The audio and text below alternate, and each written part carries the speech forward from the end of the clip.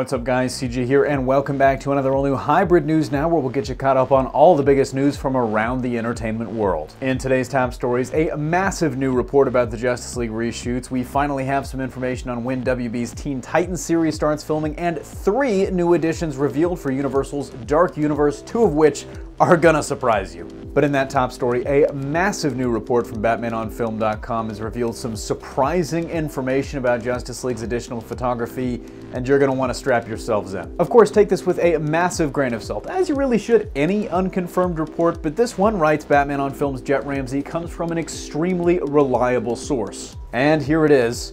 The reshoots are significant, to use his words, and kinda to say the least. If the report's correct, additional filming is already underway in London under the direction of Joss Whedon, which of course was announced a couple of weeks ago. That was a whole other thing. But this can already be kind of backed up by Henry Cavill's Instagram post from yesterday, which looked like it was taken in his trailer on set. But maybe the most surprising part of the report is that reshoots are expected to continue throughout June, not only through July, but also into August as well, and they'll involve every single member of the Justice League. Despite this, Batman on Film source is extremely positive about the additional photography, though what exactly the reshoots are adding remains to be seen. But it's a safe bet it probably involves the third act of Superman's in there. I've seen some speculation that it might be just mostly interpersonal team moments, the kind of lighthearted camaraderie that Joss Whedon really excels at, but if that's the case, I'm not sure that would take them 3 months. For even more information, be sure to check out a link to that report in the description below, and I want to hear your thoughts. Do you buy it? Do you not? What do you make of this?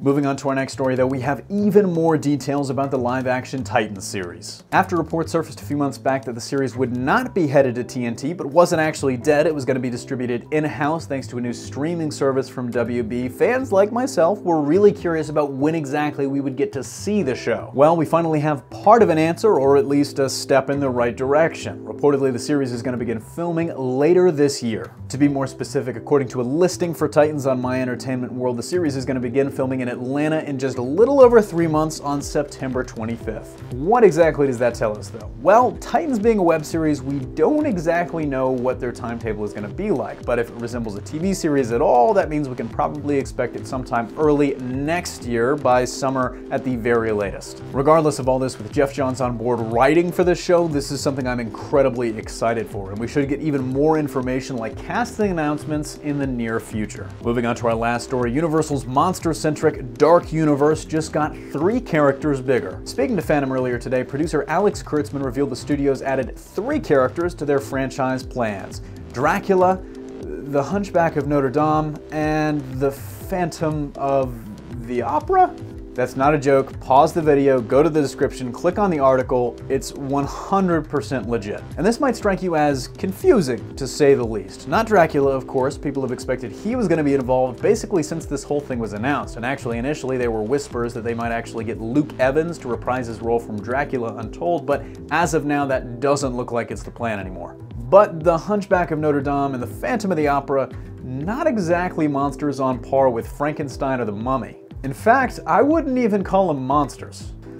And at this time, we're right there with you. I mean, we've got way more questions than answers, but I think the confusion should stem from how they're going to be used and not necessarily the why of them being involved, because if you actually look at Universal's roadmap for this franchise, this makes a lot of sense. See, what they're doing isn't really the Hollywood standard. It's not a continuation of a film series. It is a reboot, but it's not a reboot of like a 20 or 30-year-old movie. It's a reboot of films that are almost 100 years old. Essentially, the studio's remaking all of their classic horror hits. The Mummy, Dracula, Frankenstein, all of those films began under Universal's roof, really back at the beginning of the film industry.